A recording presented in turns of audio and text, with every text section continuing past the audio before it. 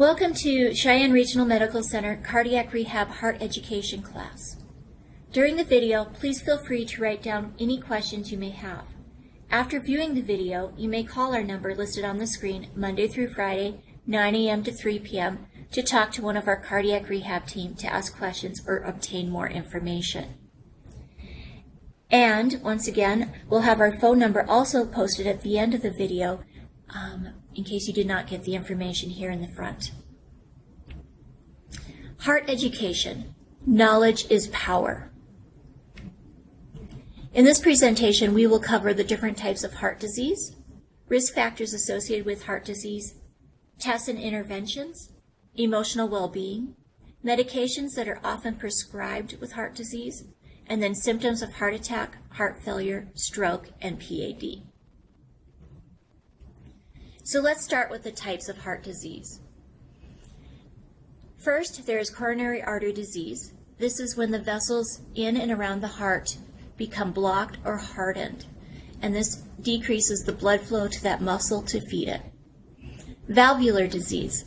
This is when your valves inside the heart become leaky or stiff and do not function like they're supposed to. We have heart failure. This is when damage or weakened heart muscle occurs, and this can happen due to heart attack, issues with your valves, rhythm disorders, or other things that are going on. Finally, we have rhythm disorders, such as atrial fibrillation, where the top part of the heart beats uncontrollably and the bottom beats normally. This is a problem where then we don't have proper blood flow through the heart and the muscle can get more tired and stressed. We also have the fast and slow arrhythmias. Next up is risk factors for heart disease. They fall into two different categories. We have modifiable and non-modifiable. In the modifiable category, these are things that we can do or things that we have going on that we can fix by changing our lifestyle habits. They include high blood pressure or hypertension. We can modify this by watching what we eat, by reducing our sodium, by taking our medications prescribed, by exercise. High cholesterol. We can also fix this through diet, exercise. Our diet. Here in America, we have turned to a lot of processed foods, quick meals, and things like that. And we really need to switch back to fresh fruits and vegetables, cooking our own foods, and flavoring them with spices other than just salt. Stress. Stress is a huge risk factor, and a lot of us do not realize how much stress we have going on in our lives. Being inactive, not taking the time to get out, to walk, to exercise, is something that we need to modify. Being overweight, excess alcohol use, smoking and tobacco products, and then diabetes is listed on the bottom. You notice that one is in red, and that's because it falls in both categories. Diabetes is something that we are diagnosed with and we'll have to deal with for the rest of our lives. But it can be modifiable. We can watch what we can eat. We can reduce our sugar intake. We can take our medications as prescribed. We can do things to control the diabetes so our risk factors go down with that. The non-modifiable risk factors are things that we have no control over, such as hereditary and genetics. What we get from grandma and grandpa, mom and dad, that is who we are. We cannot change that. Age. As we travel around the sun year after year, we grow older. Our bodies have more issues going on with it. Gender plays a huge role in this also, whether you're male or female. Men typically are diagnosed with heart disease earlier in life than women. Women are diagnosed more so towards our 60s and 70s with heart disease. And then diabetes also, once again, fall in this category. Stress and emotional health. It is a big deal. Chronic stress can lead to heart disease. When we are under stress, our body excretes more cortisol. That's a hormone in our body that we naturally gives out when stress levels are up in order to combat stress. When we raise our cortisol levels due to chronic stress, we have increased chance for atherosclerosis, which is hardening of the arteries. It increases our overall cholesterol in our body, and it increases our blood sugar. All these things together play in a risk of having heart disease. Our vessels do not respond well to increased cholesterol, increased blood sugar, and hardening of the vessels. Types of stressors. They can be good and bad stressors. What I like to present here is something good and beautiful. A lot of us see newborn babies as just these lovely, wonderful things, new life, new beginnings. They snuggle in, they squirm a little. It's just a wonderful feeling. Grandma and grandpa, aunts and uncles love newborns. Brand new moms and dads, on the other hand, they're in love with this new child, but after everyone leaves and the child isn't sleeping, isn't eating, is crying a lot, is being needed changed a lot, it's a lot of new stressors that a new mom and dad are not ready for always.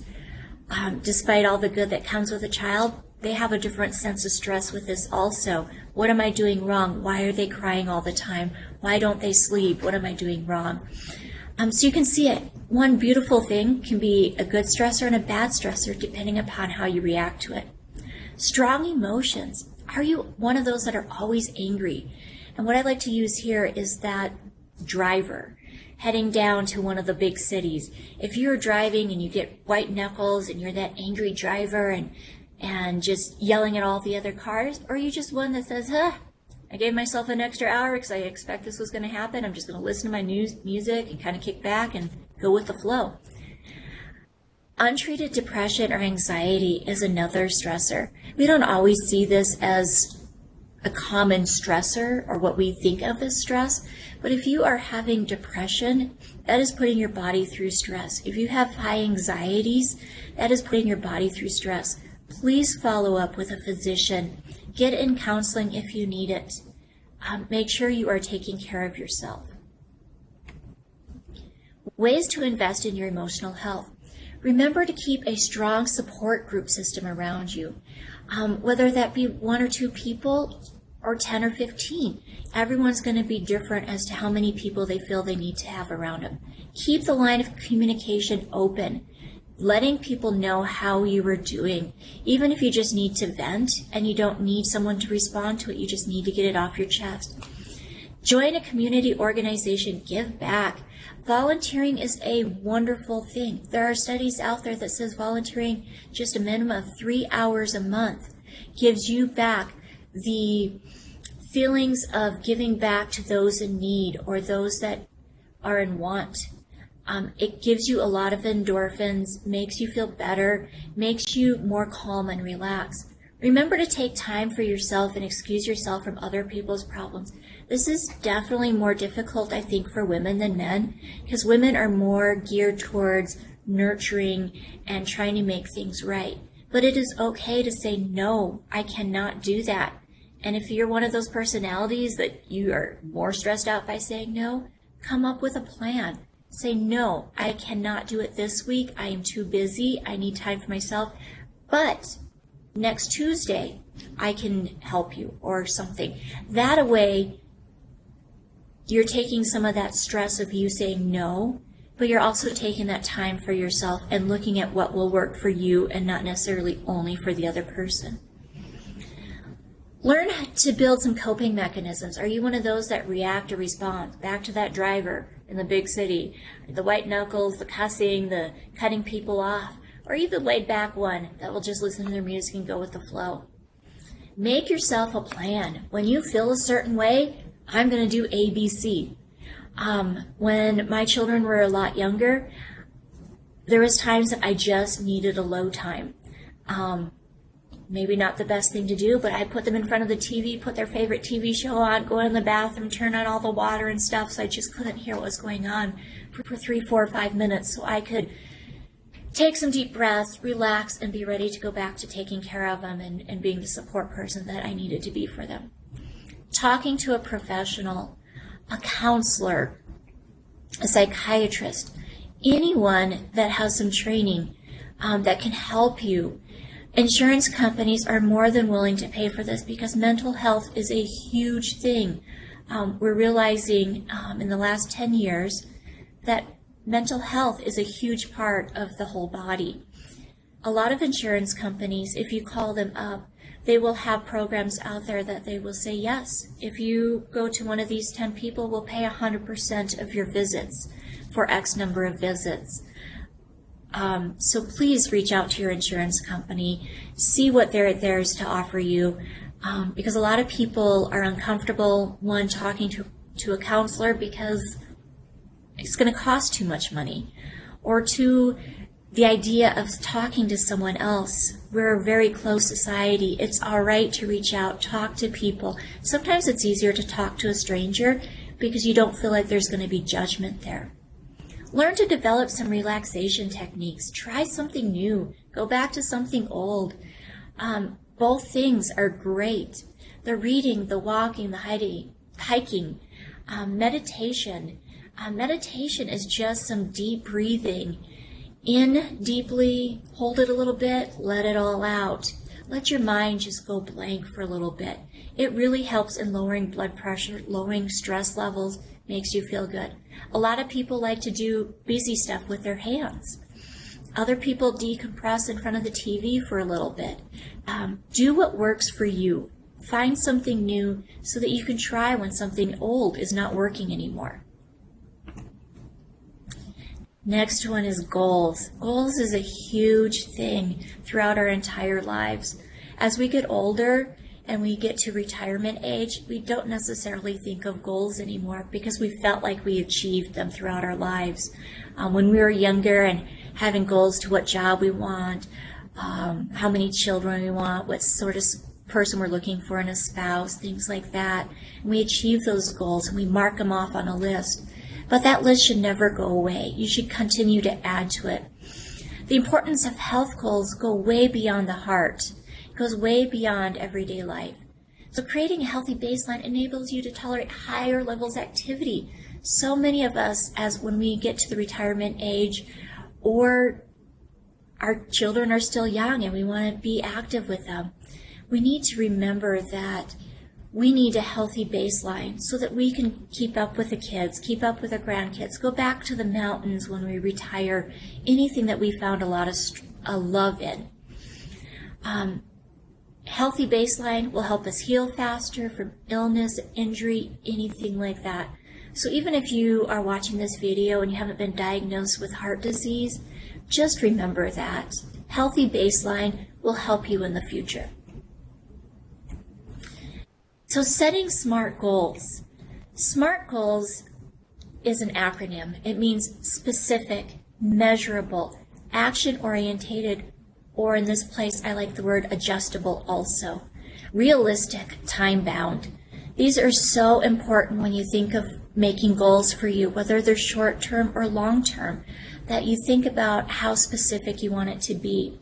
The more specific you are, the easier it's to obtain because you know what it means, how it's defined. Making sure it's measurable, it allows you to monitor it, to chart it in a way that you know you're reaching that goal.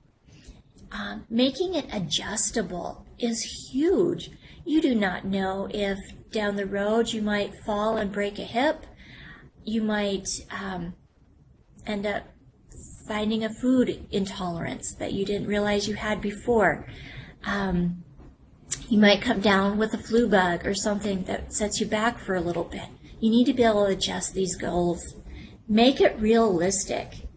Know where you are right now and set goals to get where you want to be. If you're someone who has never owned a pair of tennis shoes in your life, you're not going to be able to run a 5K in the next 3 months. You need to work up to it. Maybe your goal will be walk the 5K in 3 months, run one in a year, things like that. Make sure it's time-bound. Someday is not any day of the week. Be specific. It is so important here that you do that. I have an example here up on the screen. A goal.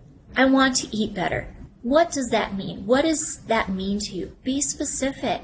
When you think of what eating better means to you, it might be every day I'm going to make 4 healthy swaps with my food, replace any beverages throughout the day with water, and cut my usual portions back by 1/3.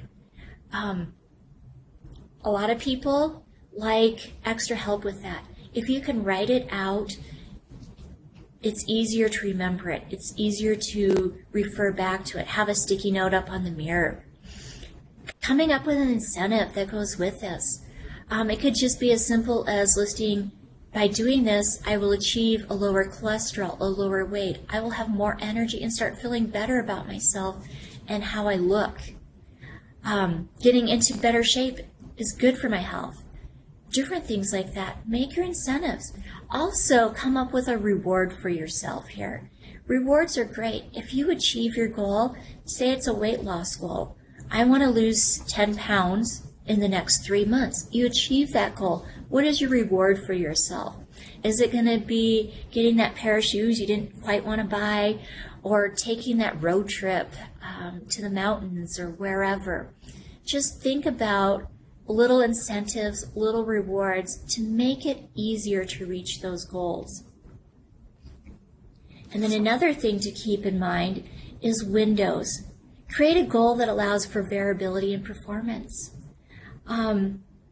Know that if you had a goal that you want to be able to walk 30 consecutive minutes, and you realize that 3 months into it, that you're only able to do 20, 25 minutes because of a bad knee. Remember that. Put a window in there. Make it be variable so that it can work for you and you can still achieve it. So instead of 30 consecutive minutes, say 20 to 30 minutes, and then you'll have that window and you can work towards it, knowing that you do have a bad knee that flares up in weather changes. Also, controllable. Make sure that you avoid goals that focus on outcomes that you cannot control. For example, you may notice that a friend or a family member can walk really briskly on a treadmill or outside, but you feel like you should be able to walk that same way, but you're not able to. Look back. Maybe that other person is a little younger than you. Maybe that person doesn't have arthritis. So remember, you need to set your goals for yourself and not based off of you seeing everyone else. Here's the next example of a goal. This one's an exercise one. You want to exercise for 30 minutes of aerobic exercise 4 to 6 times per week. In order to get to your goal, you may be attending cardiac rehab right now. And so you do that on Monday, Wednesday, and Friday here in Cheyenne. And so on 2 or 3 other days of the week, you will exercise for 30 minutes at 8 a.m. by walking around the mall or your neighborhood. You're going to be very specific. Write it on your calendar so you can achieve that goal. So here's the nitty-gritty stuff. Tests and interventions. What are the first steps to finding out that you have heart disease or something's going on? Often we start with an EKG. That is when they stick those millions of stickers on you, and we always miss pulling one off. And we get a electrical feedback of how your heart is beating. This electrical feedback tells us if we're noticing anything that may be abnormal or irregular. Next, we'll also do blood work. Often you get several vials drawn. It feels like they're taking all your blood out of your body. It's actually only a few vials. We run a few tests. And once those lab work come back, then we have an idea of what's going on. If you are getting this blood work done through the ER because of chest pain or something else going on, just understand that you will be there for several hours because they are going to do repeat blood work to check to see if there is any changes going on. What we're looking at specifically is your troponin levels. It's an enzyme that the heart leaks out in times of injury. It's specific to the heart muscle only. We also look at CK, CKMB, and those are things that are leaked out from all muscles throughout the body. Right now, it is taking approximately 6 hours in order for your body to build up those levels enough for our current test to pick them up. So you'll get a blood draw when you arrive initially in the ER, and then again approximately 6 hours later. This time frame is constantly decreasing as our testing equipment and ability gets better and better with knowledge and scientific research. We're hoping that this time frame will go down to 3 hours and maybe even less over time. Next up is the stress test. They're often done on the treadmill, where you walk at a brisk pace with varying elevations in the treadmill. We monitor your heart rate, your blood pressure, your EKG, making sure everything is going okay. Stress tests can also be performed with medications for those that are unable to walk on a treadmill, and where they give you medications that speed up your heart rate to mimic actual exercise. Next, we have the echocardiogram, or the echo. If you look at the heart in the center of the screen, you will notice that it is beating. This is a normally beating heart. You notice that the top part of the heart squeezes, and then the bottom part of the heart squeezes together. And that's for the 4 chambers of the heart. The top part has 2 chambers, squeezes blood down to the bottom 2 chambers, and then the bottom 2 chambers squeeze the blood outside of the heart. The left ventricle is the workhorse of the heart. This is a very important side of the heart. It is the part of the heart that we do look at what your ejection fraction is, and I will go over to that in a little bit. So when we do an echocardiogram, we're looking at the condition of the heart muscle. Is it beating evenly? Is all parts of the heart moving in uniform? We look at the valves. Are they opening and closing properly? Is there blood regurgitating through them that's not getting pumped all the way out? We are looking for blood clots in the various chambers of the hearts. And then we're looking at that ejection fraction, or the EF. It's a measurement of how well the heart is pumping. So in that left ventricle, it's the workhorse. It's where it squeezes the blood out of the heart. We're looking at how much blood gets squeezed out of that heart with each beat.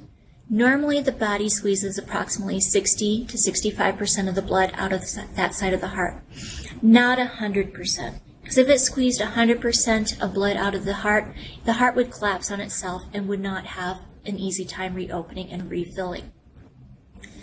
So once that ejection fraction begins to fall, get less than 60 or 65%, you are approaching what we call heart failure. So once you get to 45% or less of the blood being pumped out of that heart, you'll be diagnosed with heart failure.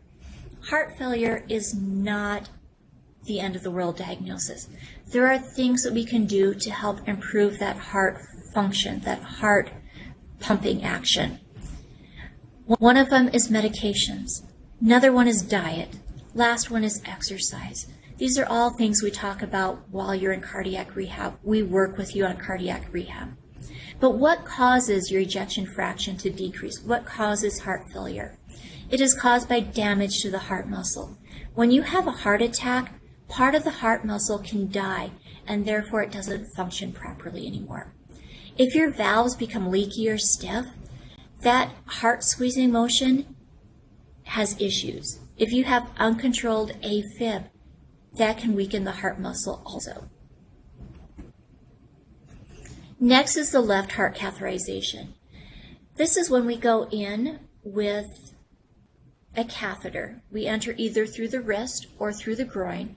The wire goes up through the vessels into the heart. We can inject dye into the heart. And when this happens, we do fluoroscopy to look at that dye going through the heart, and we're looking for narrowing in the vessels that go around the heart that feed the muscle. If we notice an area of narrowing, we can then go in with a balloon and a stent, as the bottom diagram shows. We go in where that plaque buildup is. We inflate the balloon, push that plaque up against the vessel, deploy the stent, and put it in place. We deflate the balloon, pull it out, and the stent stays in place, keeping that vessel open. And this is a great thing. It renews blood flow to the heart. A lot of people feel a lot more energy afterwards. Their breathing gets better, and their pain goes away that they're experiencing. Other procedures would be open heart surgery, or also known as bypass surgery. Some people call it a CABG, CABG, which is coronary artery bypass grafting. When we cannot go in and open up the vessels with stents due to the number of stents or blockages that are in the heart, or due to certain anatomy of the heart muscle, we can do bypass surgery. That's when we take vessels out of the legs or the arms, we sew them onto the aorta, and then onto the vessel past the blockage or narrowing. This allows blood flow to go from the aorta to the heart muscle. We can also use a blood vessel that's inside the chest wall to do this also. We also can do valve replacement and repairs at the same time when we're doing open heart surgery or bypass surgery. This is when we'll go inside the heart and put in a new valve or put a ring around the valve to help it open and close properly. There's also called a TAVR. A TAVR is when we go either through a vessel, a large vessel through the shoulder area or through the groin with something that's similar to a stent. But we go into the valve and we deploy it in the valve, and you get a new valve that way. We also have pacemakers and defibrillators. This is a device that we insert underneath the skin, typically the left side of the chest, since the majority of people are right-handed. And we put wires up and through the vessel and into the heart, and those wires will give a small electrical impulse to the heart to tell it when to beat. A pacemaker device is a little bit bigger presently than a $50. There are also much smaller ones that are being used that are about the size of a large multivitamin, and that one is inserted right into the heart. Defibrillators are a little bit bigger than a pacemaker. They also have the capacity of pacing the heart, but they can also defibrillate the heart in the event you go into an irregular rhythm that could stop the heart from beating and kill you.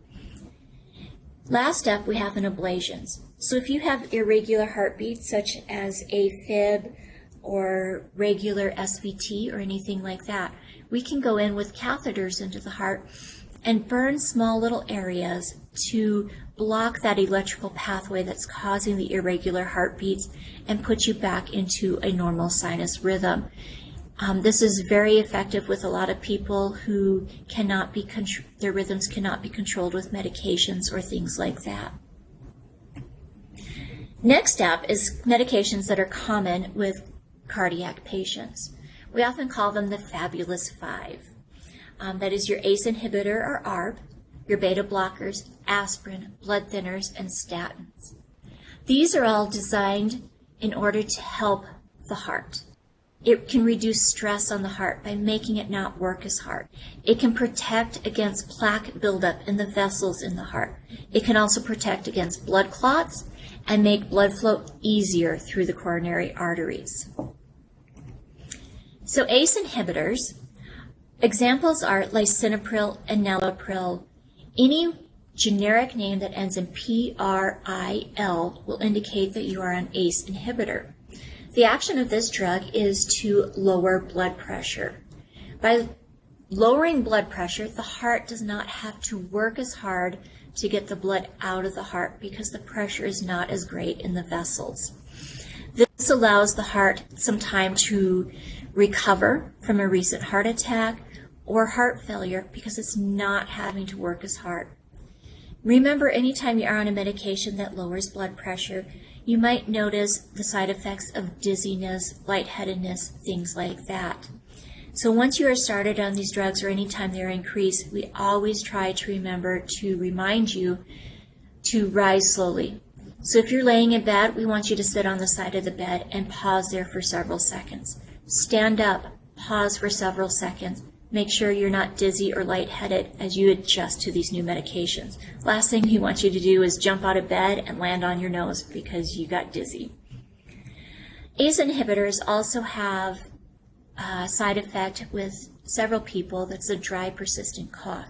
This does bother some people, and other people, they don't even notice it.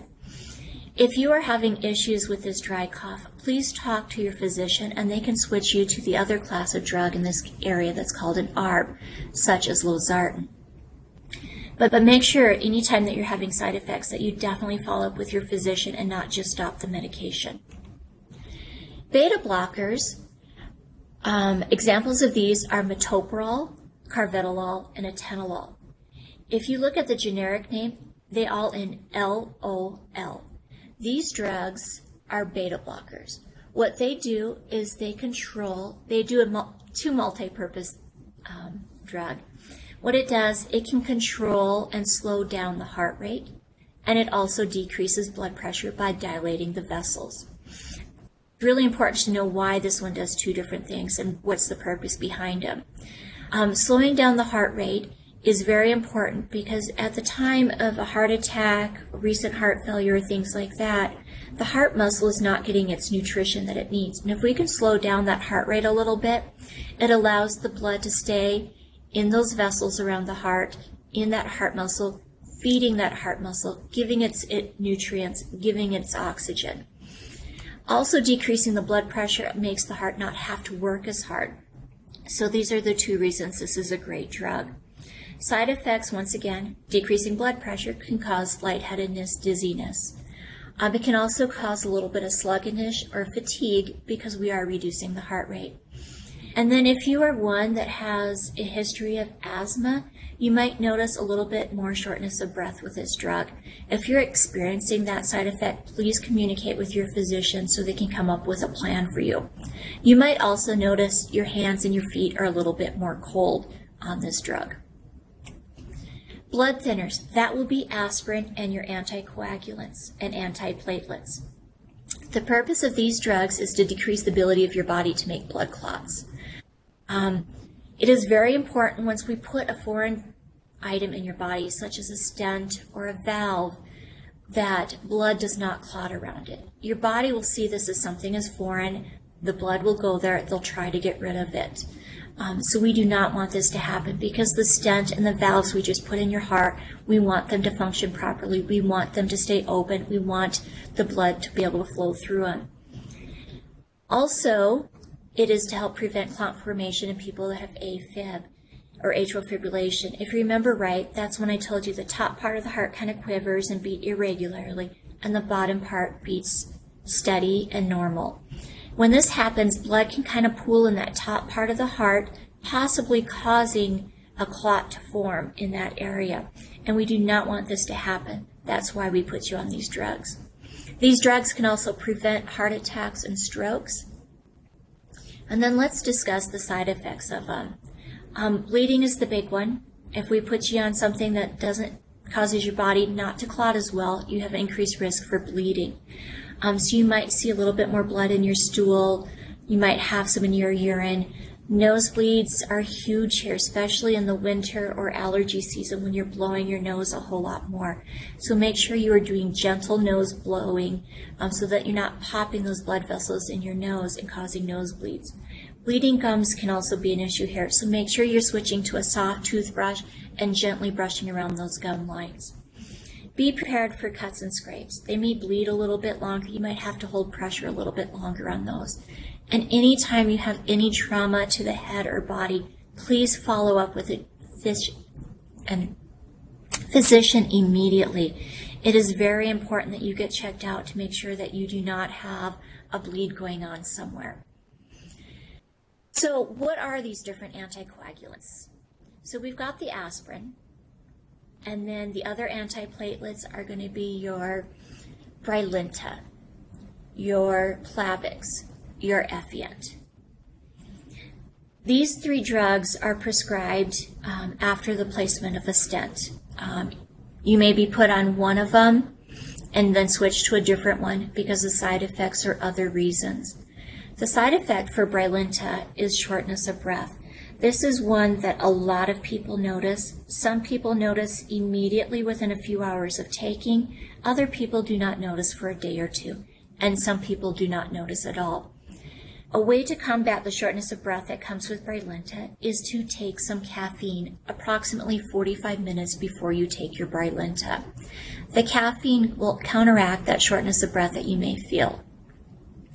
If caffeine does not work, or if this is worsening or getting intolerable shortness of breath, please follow up with your physician and they will switch you to either the Plavix or the Effient in this case.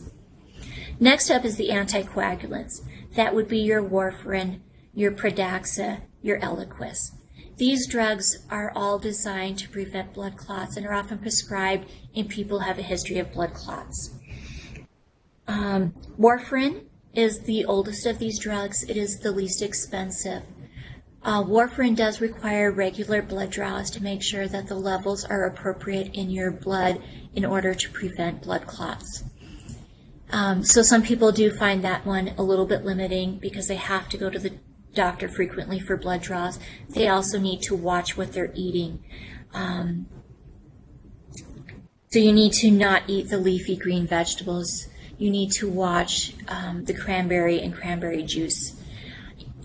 We educate people that it is all right to eat these things, but you do not want to eat all these things and all of a sudden decide you're stopping them, because that will change the level of Coumadin or warfarin in your system.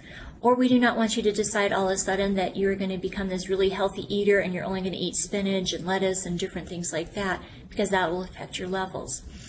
So anytime that you're going to make a major change in your diet, or you're going to be doing a medication change, such as being put on an antibiotic, please follow up with the person who follows you for warfarin and make sure that your levels stay consistent while you're doing these changes. With Pradaxa and Eliquis, there is no need for blood draw, so that is definitely nice with those drugs. They are more expensive because they are newer, and sometimes insurance companies do not cover them. So please follow up with your physician as to which one will work best for you in this event. Calcium channel blockers. That would be your amlodipine, your cardizem, and your procardia. These drugs help control blood pressure. So once again, anything that controls blood pressure can cause a little bit of dizziness, lightheadedness, things like that. So be cautious when you change positions. These drugs also help maintain normal rhythms by decreasing irritability in the heart. Other side effects that some people have experienced with these drugs is swelling, constipation, and headache. If you are experiencing any of these, especially the swelling and weight gain due to the swelling in the ankles and legs, please follow up with your physician and make sure it is the side effect of this medication and not something else going on. Our cholesterol medications, we primarily talk about statins. Those would be your atorvastatin, your simvastatin, and drugs along those lines that end in statin.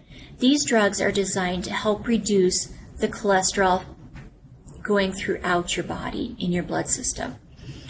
They decrease the cholesterol and fat or triglyceride levels in your blood by interfering with absorption in the intestines, by stabilizing the existing plaque, and that's the huge part that a lot of people forget about.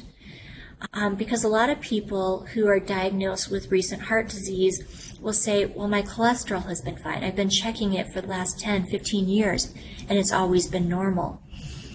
Yes, it's been normal because you don't have excess cholesterol floating through your blood system. But we know, because we went in with a heart catheterization, that you do have plaque in those vessels, and they may not be stable, and they break off, float downstream, and cause the heart attack. So these drugs can stabilize that existing plaque there and prevent it from causing another heart attack. The side effects of these drugs are often muscle and joint pain, and that I hear most frequently when people are first started on it. Later I hear more about a little bit of heartburn, insomnia, difficulty sleeping, things like that. This drug was originally designed to be administered at nighttime so that if you were experiencing side effects, hopefully it would occur while you're sleeping. The thing with the heartburn and difficulty sleeping kind of prevents some of that. So if you talk to your physician, take the drug with food at supper time, you should prevent some of those other side effects also. Other common medications that you might be on are diuretics, nitrates, and antiarrhythmics. Diuretics are designed for fluid management. That would be your Lasix, Bumex, spironolactone, hydrochlorothiazide. These are medications that will make you pee. So you need to remember that when you do take them, plan it accordingly. You don't want to take it at nighttime. This is a drug that you'll take in the morning. If you're on a big road trip, time your drugs so that you're not making a lot of stops in the bathroom, things like that. Nitrates is the next one. They're short-acting and long-acting. The long-acting one is the Imdur and isosorbide. These help to prevent or stop angina, or otherwise known as chest pain. The short-acting ones, such as sublingual nitro or spray nitro, is something that is for sudden pain versus long-term or continuous pain. Antiarrhythmics are to treat atrial fibrillation and other irregular heartbeats. That would be your amiodarone, Multac, Sotalol, and several other drugs. There are side effects with all these drugs, and if you are on them, please follow up with your physician to know what to watch out for. Some medication concerns. A lot of people wonder, will I ever get off these medications? I went into the hospital on just a multivitamin, now I got this long list, and I'm overwhelmed. You will get off of some of them, or some of them may be decreased. If you're in for a new stent or a valve, and you have no history of blood clots, you will eventually get off your antiplatelet. That drug you will be on for 365 days. Some people are on it longer, that have a longer cardiac history. We keep them on for much longer than that, but typically it is for 1 calendar year. Take them as prescribed. If you need to adjust them, follow up with your physician. That is a huge thing. Talk with your physician. Let them know about your side effects. Let them educate you with the purpose of the drug. Work with you with modifying how you're taking it or things like that. These are very important, especially initially after the heart attack. Always carry a list of your medications in your wallet or purse. Make sure you have the full name of the drug on there. If it is metoprolol XL, make sure you write the XL at the end, because there's a difference between metoprolol and metoprolol XL. Make sure you have the dose, the frequency, and if it's a specific drug that you always take at 2 o'clock versus once a day, make sure you write that time frame on there. Because if you end up getting hospitalized, we want to make sure that we're giving you your medications as close to your home schedule as possible. Symptoms of a heart attack. This is going to be different for everyone. It is not always like we see on TV of someone clenching their left side, their left arm, and just sweating and looking pale and miserable. It is not always that way. Some people will just feel pressure or fullness in the chest. Some people will describe it as the worst heartburn of their lives. Some people will say they'll have jaw pain and they went to the dentist and their dentist is sending them to the ER and they think their dentist is a nutcase. But it could be just in the center of your back. It could be radiating down one arm, both arms. It's not going to be the same for everyone. Just be aware of that it can appear differently in everyone. You might have numbness, pain, tingling, nausea, vomiting, fatigue, shortness of breath. If these are very brief, mild, or vague, it's all right to call your provider and let them know what's going on. If it's sudden, intense, lasting, or otherwise concerning, that if something in your head goes, ooh, I wonder what this is, definitely call 911. Get in. It is so important to get medical attention immediately, especially if this is a heart attack, because time is muscle.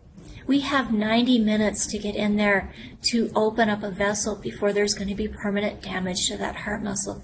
So it is so important that you are in tune with what's going on and get checked out. We would rather see you 100 times in the ER than never see you because you have the big one and chose not to come in. Symptoms of worsening heart failure. The big one is fluid retention. You're going to see that in different ways, depending upon where that fluid retention is. You're going to feel swelling in the feet, legs, or abdomen. The pants aren't going to fit quite right. The shoes are going to be tight. You might notice an increased shortness of breath with activity or when laying down in bed. You might notice that you are now sleeping with 3 pillows instead of 1 pillow. This is an indication that you might have fluid retention. You have increased cough with bringing stuff up. You're gaining weight. The rule of thumb is if you gain more than 3 pounds in 24 hours or 5 days in 5 days, you get in to be seen by a physician. Think about what 3 pounds would look like in 24 hours.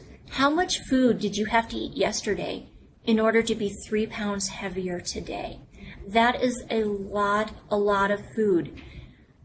So it is probably fluid retention. You might notice some chest pain, worsening angina, palpitations, weakness, fatigue. You can no longer walk down to the mailbox. This is a huge one. A lot of people will say, I used to go get the mail, no issue, and now, without even thinking about it, they'll walk down to the mailbox and they'll be checking the mail before they head back up the driveway to the house because they realize they can't make that distance, and so they're naturally just taking a break without really thinking about it. If you're someone like that, who used to be able to walk to the mailbox and back and didn't even think twice about it, something's going on. Please see your physician. And then last up is other cardiovascular problems. We got peripheral artery disease, also known as PAD, and stroke. Once you have been diagnosed with coronary artery disease, that may mean you may have disease throughout all vessels throughout your body. Doctors are now going to be checking circulation in your legs more often. They're going to be talking to you about pain when walking, checking your feet, asking you if you have wounds that are not healing. These are all signs that you have peripheral artery disease or blockages in vessels that are in your legs or other parts of your body. Claudication is a huge one. You might notice pain in your calves when walking, which goes away when sitting. This pain is different than when we were younger and we would get the lactic acid buildup from running or playing sports, and we'd have that ache that would last much longer in our legs. You may notice poor circulation in legs and feet. You may notice a little bit more puffiness. You may notice your feet are a little bit more blue. You may notice a wound that doesn't heal quite as fast, or discoloration of the legs. These are all things that are important to get checked out. Last up is the stroke. Stroke is another medical emergency. This is something that you should be calling 911 immediately and not just letting it go. Teaching you the acronym FAST, F-A-S-T. We're looking at facial droop. If you're noticing someone one side of the face not quite fully moving when talking, or their eyes a little bit droopier, this appearance is very similar to when someone has dental work and they have numbing on one side of their face. Their face just does not move quite like the other side. Next one is arm drift. If you have someone put both arms out in front of them, and the key here is they need to close their eyes when they do this. If they keep their eyes open and they're having a stroke, most people can still compensate and keep their arms even. But if you have them close their eyes when both arms are straight out in front of them, you will notice during a stroke, one arm will drift down and the other one will stay stable. Next up is speech. This can look differently in various strokes. Someone may be struggling for their words. They may rearrange their words in sentences. They may slur their speech. They may be incomprehensible. Next one is time. Time is huge here. We have 3 hours from the onset of symptoms to get in and fix a stroke before there's permanent damage. And 3 hours sounds like a lot of time, but in reality, it's not. You've got getting them to the ER, having a stroke call overhead, and getting the on-call neurologist there. It requires running tests. It requires lowering blood pressure. A lot of people who have stroke, their blood pressure goes way up high, and we cannot treat a stroke victim until their blood pressure has been lowered to a manageable level, because the risks are too high to treat them if their blood pressure is too high. So it's really important that we get them to the hospital ASAP. Call 911. Get the ambulance crew there, because they can communicate with the ER, and with that communication, we can get the neurologist on call in the ER before the person shows up. We can get the telecommunication there of outside agencies there also, if need be. So it is very important that you think of FAST and follow FAST. Thank you for listening to this video. If you ever have any questions or wrote down notes throughout the video and you want them answered, please reach out to us and contact us at 307-633-7066. We are available to answer any of your questions. Thank you again.